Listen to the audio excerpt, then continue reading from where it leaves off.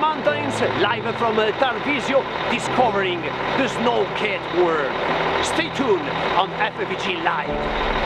Il lavoro del gattista io lo faccio ormai da 12 anni, è un lavoro di passione prima di tutto.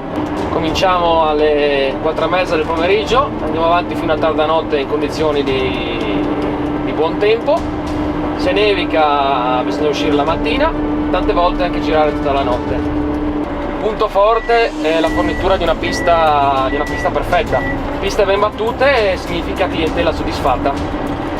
Il niente segreto è un tocco personale, no?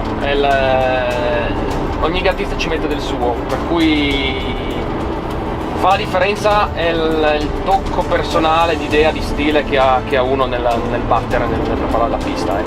È come un piatto rinomato in un ristorante che ci vuole il tocco dello chef che è segreto ed è una cosa che ti viene spontanea, è difficile da spiegare, ecco anche.